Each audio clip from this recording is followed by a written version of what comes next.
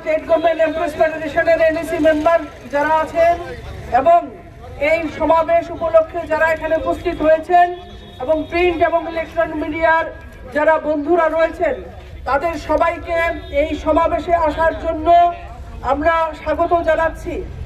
আমাদের আরো জমায়েত হবার কথা, মাত্র 11টা বেজেছে, আমাদের জমায়েতের সময় 11টা, কিন্তু অত্যন্ত দুঃখের সঙ্গে আমাদের জানাতে হচ্ছে আমরা মাসের শুরুতে 1 নভেম্বর আমরা পুলিশ প্রশাসনের কাছে আমরা চিঠি দিয়েছিলাম।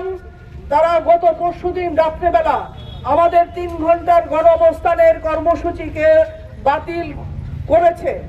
এই শহরে নাকি এখন আমরা শান্তিপূর্ণ গণতান্ত্রিক আন্দোলন আমরা সংগঠিত করতে পারবো না। আমরা আমাদের সর্বভারতীয় 11 দফা দাবি এবং রাজ্যের খুব জরুরি শিক্ষক কর্মচারী এবং জনজীবনের খুব জরুরি 14 দফা দাবিতে আমরা এই গণ অবস্থান ডাক দিয়েছিলাম আজ 16 নভেম্বর। এর আগে আমরা 14 সেপ্টেম্বর আমরা পশ্চিম জেলায় গণ অবস্থান ডেকেছিলাম। এর আগে 7 সেপ্টেম্বর আমাদের বাকি 7টি জেলাতে এবং 14 সেপ্টেম্বর দক্ষিণ জেলার কর্মসূচি বিলোনিয়াতে আমরা শান্তিপূর্ণ গণতান্ত্রিক উপায়ে 3 ঘন্টার গণ অবস্থান সংগঠিত করেছি। সেই ক্ষেত্রে আমরা কোনো রকম বাধার সম্মুখীন হইনি, এই জন্য আমরা প্রশাসনকে অভিনন্দন জানাচ্ছিলাম। কিন্তু আমরা লক্ষ্য করলাম যখনই রাজধানী আগরতলায় আমরা কর্মসূচি করবার জন্য আমরা পুলিশকে ইন্টিমেশন দিই তখনই আমাদের এটা রিগ্রেট করা হয়। এটা নতুন নয়। এই দাবিতে সারা ভারতবর্ষের সমস্ত শ্রমজীবী অংশের মানুষ গত 9 জুলাই সাধারণ ধর্মঘট করেছে, সমস্ত রাজ্যে কর্মসূচি পালন করেছে। আমরা all India state government employees federation, আমরা ত্রিপুরা কর্মচারী সমন্বয় কমিটি এর বিরোধ সারা দেশের সাথে সুর মিলিয়ে আমরা 8ই জুলাই যে মিছিল ছিল সেই মিছিল এই সরকার, এ রাজ্যের সরকার বাতিল করে দিয়েছে। আমরা জানি না তার কারণ কি।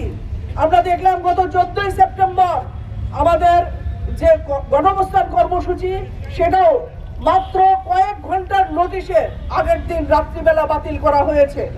আমরা এই মাত্র এখানে আমাদের চিঠি পুলিশ প্রশাসন থেকে চিঠি ধরিয়ে দেওয়া হয়েছে যে আমরা 1 নভেম্বর চিঠি দিলেও তারা নাকি 48 ঘন্টা আগেও ইনফরমেশন পাননি। আমরা বুঝতে পারছি না এর কারণ কি। আমরা একটা মিছিল এবং পথসভা, ঠিক আছে, গণঅবস্থান কর্মসূচি করতে দেবে না আমাদের শিক্ষক কর্মচারীরা, আমরা কোথায় দাবি জানাবো? আমরা রাজ্যের মাননীয় মুখ্য সচিবকে চিঠি দিয়েছি।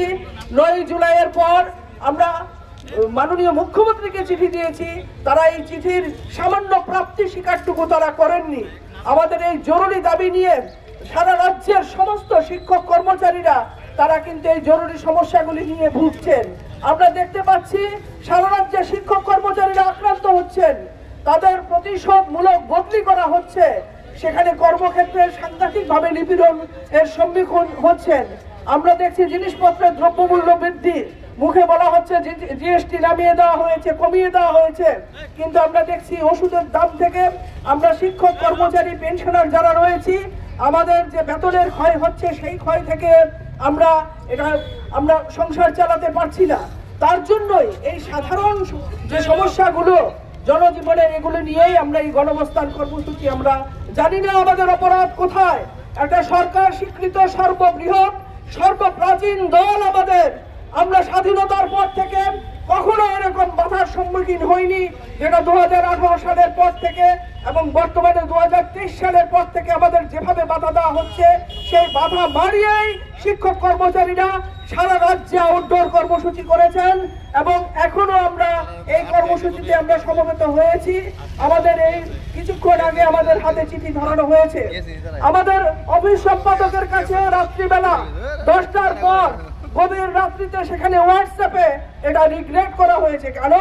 কালকে সারাদিন সময় ছিল না, আমরা এই ফ্ল্যাক্স করেছি, ফেস্টুন করেছি, সমস্ত কিছু আন্দোলনের জন্য প্রস্তুত নিয়েছি, মঞ্চ বাঁধার জন্য লোক ঠিক করেছিলাম, বারবার মাইক ইত্যাদি নিয়ে আমরা শান্তিপূর্ণ গণতান্ত্রিক উপায়ে আন্দোলন করলে যখন রাস্তার মধ্যে টায়ার পড়ে, যখন ধ্বংসাত্মক আন্দোলন হয় তখন এই সরকারের ক্ষেত্রে পারমিশন লাগে না, তখন প্রশাসন ঘুমিয়ে থাকে।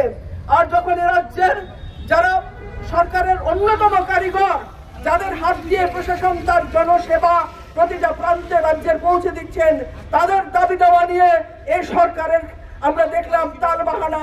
এই বছর 2025 সালের প্রথম থেকে ফেব্রুয়ারি মাস থেকে তারা একটার পর একটা কর্মসূচি তারা সেখানে বাতিল করছেন। আপনাদের কাছে অনুরোধ, মিডিয়ার যে বন্ধুরা রয়েছেন, আপনারা আমাদের দাবি সনদগুলো নিয়ে আপনাদের যে প্রচার মাধ্যম, সেই মাধ্যমে আপনারা প্রচার করবেন যে আমরা কোথায় আমরা অন্যায় দাবি করেছি। এ রাজ্যের সমস্ত শিক্ষক কর্মচারী যারা আমাদের সংগঠনের পতাকা নহলে নেই এমন একটা ক্ষুদ্র অংশও রয়েছেন, তারাও দেখছি সাংবাদিক সম্মেলন করে এই সরকারি যে বঞ্চনা করছে শিক্ষক কর্মচারীদের, শ্রমিক কৃষক সহ সমস্ত মানুষের যে সুখ সুবিধা দেখবার প্রতিশ্রুতি দিয়ে তারা এসেছিলেন, সেই ক্ষেত্রে তারা কর্ণপাত করছেন না। এই সমস্ত কথা আজকে সমস্ত জনগণ, সমস্ত সংগঠন তার মুখে মুখে সেখানে প্রচার করা হচ্ছে। আন্দোলনে ভয় কেন? আমাদের গণঅবস্থানে ভয় কেন? আমরা রাজ্য প্রশাসনের কাছে, সর্বোচ্চ মুখ্য সচিবের কাছে, মুখ্যমন্ত্রীর কাছে আমরা জানতে চাই, কেন কিসের ভয়ে আমাদেরকে বাধা দেওয়া হচ্ছে? আমাদেরকে বারবার জিজ্ঞেস করা হয় যে কত লোক সংখ্যা হবে, কিসের ভয়? আমাদের লোক সংখ্যা যদি, আমাদের যা সদস্য আছে তা যদি হয়, কিসের ভয় আপনাদের? আমরা তো আপনাদেরই লোক। আমাদের সংগঠন তো স্বীকৃত সংগঠন, সেই 1947 সালের পর থেকে সবচেয়ে প্রাচীন সংগঠন, এবং এই সংগঠনের ঐতিহ্য আছে দীর্ঘদিনের লড়াই আন্দোলনের। বারবার করে আমাদের ঘরবন্দি করে রাখার উদ্দেশ্য কি? মাননীয় মুখ্যমন্ত্রী, মাননীয় মুখ্য সচিব, আমরা আপনাদের কাছে জানতে চাইছি, আপনারা নিশ্চয়ই একথা বলবেন।